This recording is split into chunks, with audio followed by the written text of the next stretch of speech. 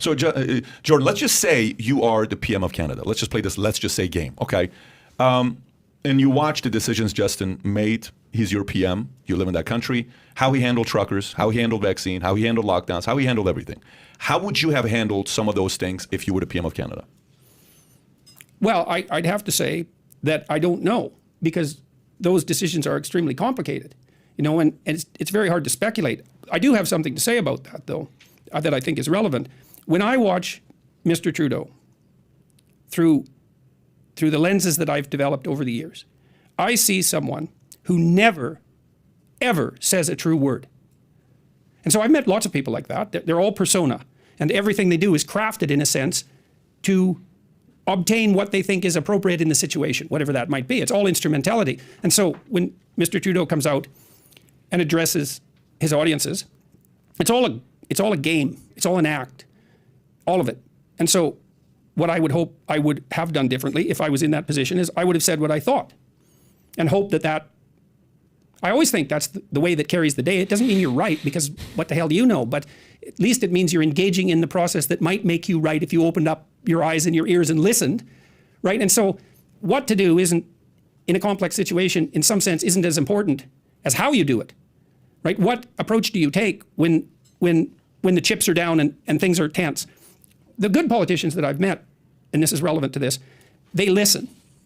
They go out among their people, actually go out, and they listen to them. And that way they learn what to do. And that's not opinion polls.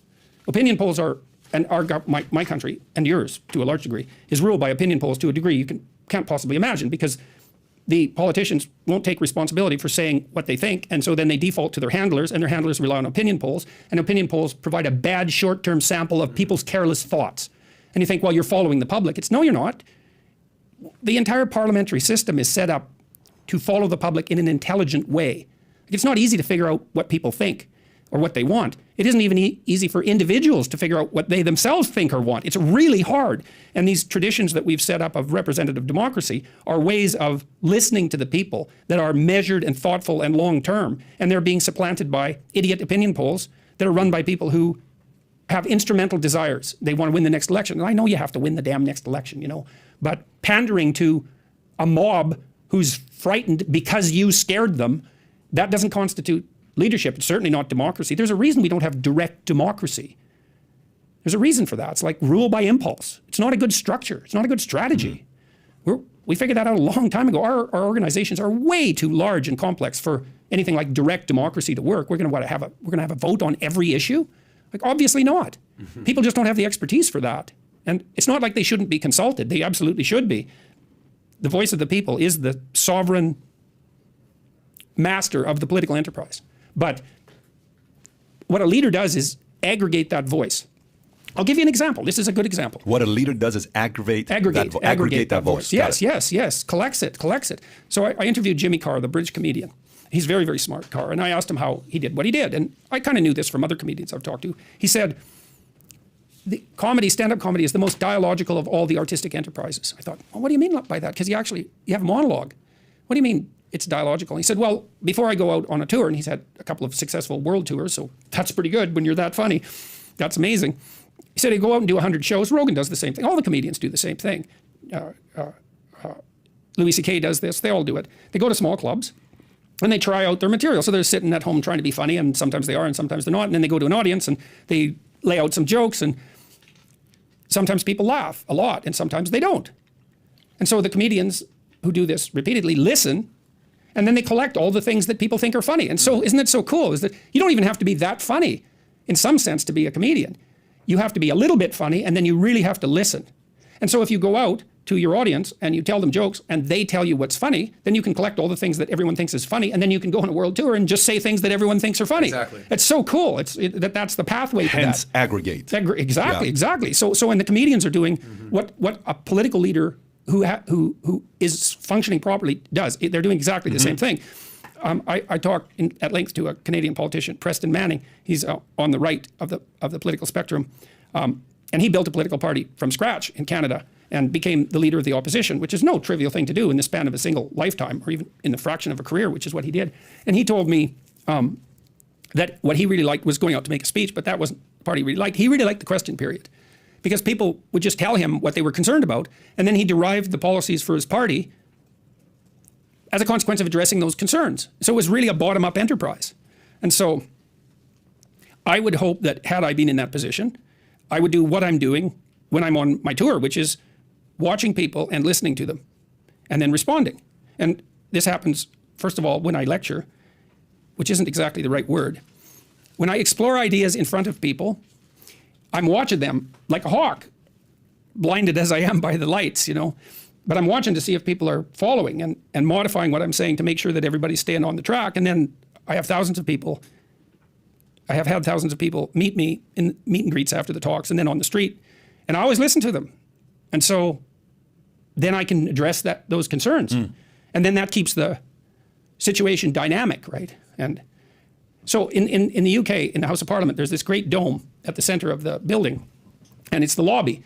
And that's where the word lobbyist comes from, by the way. And the citizens of the UK have the right to enter the lobby and petition their member of parliament at any time, essentially. And so the lobby is where the voice of the people meets the voice of their representatives. And it's the center of the British House of Parliament. And it's built that way architecturally, which is so brilliant. It's stunningly brilliant, the way that that's laid out. And that's exactly right, because the people are somewhat inarticulate, like the truckers. Like, they're not making an argument in some sense. They're bringing their trucks to Ottawa. They're showing, not telling. Yeah. Yes, exactly. And people who aren't primarily intellectual, let's say, they have to act out their moral presuppositions in a more concrete manner. But that doesn't mean they're wrong at all. It doesn't mean that at all. And so then the job of a leader is to note that inarticulate expression and to give it voice publicly in speeches, let's say, but also to have that voice manifest itself in the body of laws that governs all of us. That's how the system works. And the alternative is to dismiss that. And that's not a good alternative. Or to demonize it, which is... I want to read this to you because it goes kind of based on what you're saying. Here's a Yahoo News story. Trudeau flees as trucker convoys enters Ottawa. As thousands of protesters enter Ottawa, Canadian Prime Minister Justin Trudeau and his family were moved from their home to an undisclosed location somewhere in the city on Saturday afternoon due to security concerns. A freedom convoy of some 2,700 truckers entered the Canadian capital of Ottawa Saturday to protest Trudeau's due to security concerns. Yeah, security concerns. This is a PM. Yeah. So COVID-19 policies, according to the Independent, around 100 big rigs blockaded a main street running past the Canadian Parliament building. So that's going on. He just tested positive for COVID.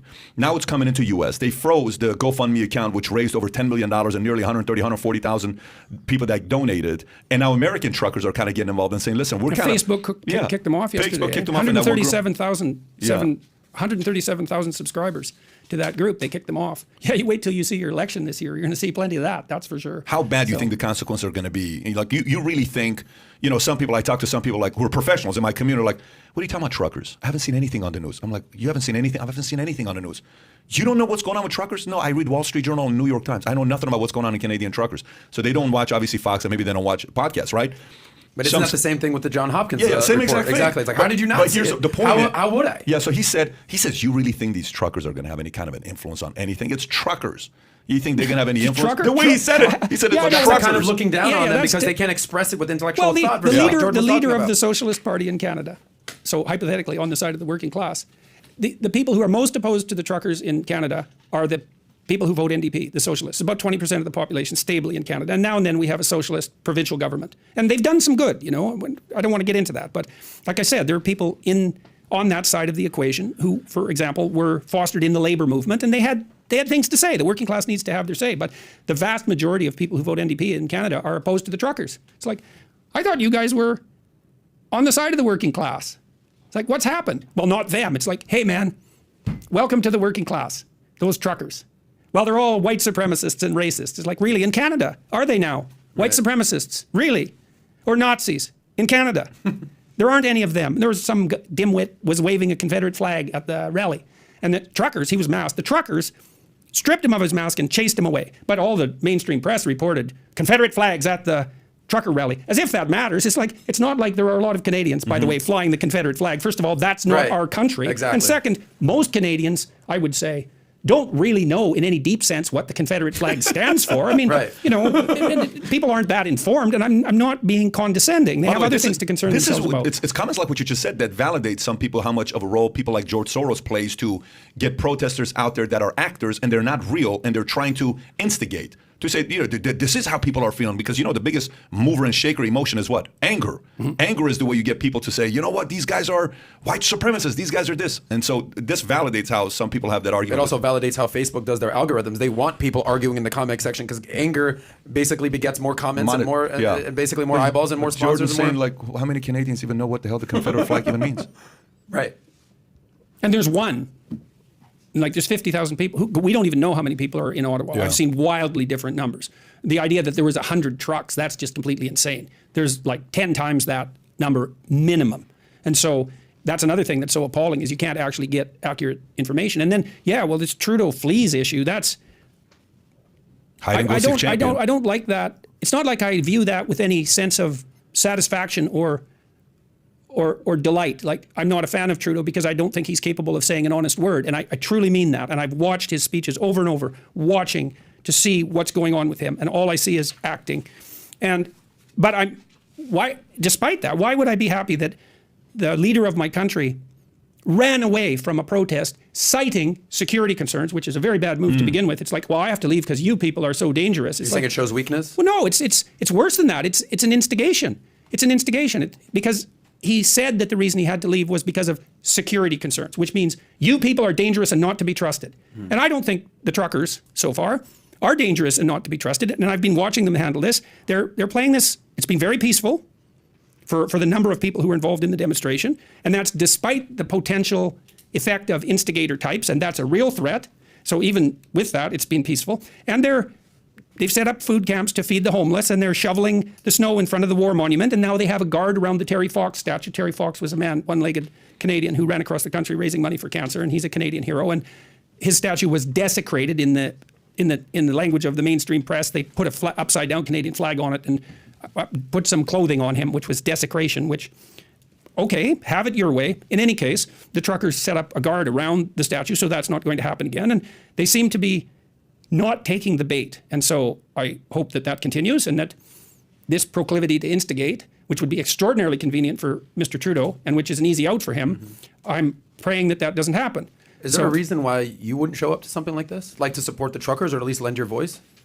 No, the reason I'm not there is because I have other commitments, right? I'm on this tour and people have bought tickets and there's thousands of them, and that's what I'm doing. And, I put out videos in support of them, and which I think in some senses, the video I put out last week, which was a message to the Conservative premiers, essentially, and a Conservative leader who lost his position last week because there was a revolt at the federal level. And so our main opposition party transformed leadership last week in no small part as a consequence of the trucker convoy. I put out this video calling on these Conservative premiers to drop the damn mandates. And so I mentioned earlier, it's got about 1.5 million views. It's called Seize the Day.